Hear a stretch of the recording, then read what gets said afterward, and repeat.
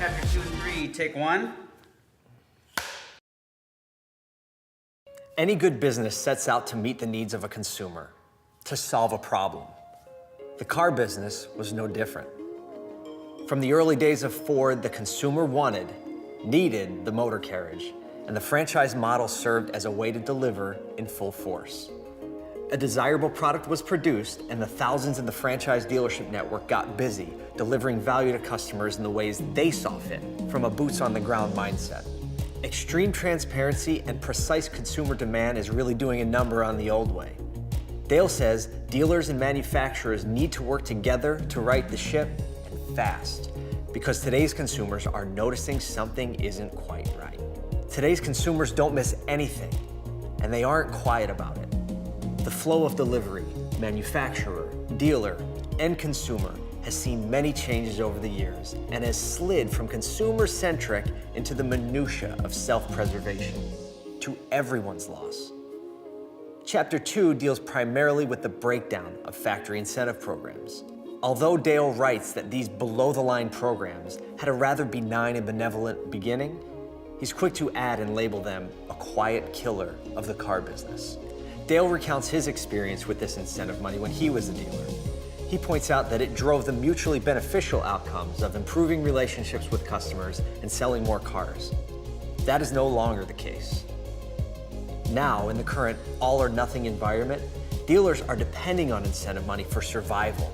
They're being encouraged, intentionally or not, to make decisions such as taking on huge losses on individual vehicles in order to get the incentive money. This cycle leads to more price confusion and overall distrust. As a result of these programs, a buyer can purchase the exact vehicle for thousands less right down the street from a competing dealer, depending on how hard hit that dealer is, how hard they're willing to push for that incentive money. No wonder there's growing pricing distrust. But it's hard to bite the hand that feeds you. And like Dale said, today's consumers notice a lot.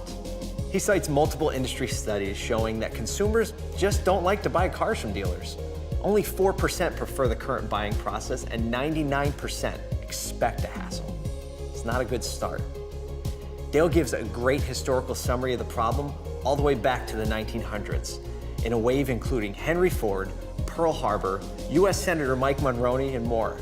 It's a great chance to brush up on your industry history. Buyers' long-standing poor perception of the industry are fueling companies like TrueCar and Carvana and Amazon as they look to give customers exactly what they want: a positive, friction-free, and transparent experience. Dale's advice at the end of both chapters? The opportunity lies in dealers going all in on delivering an individualized and pleasant experience to consumers.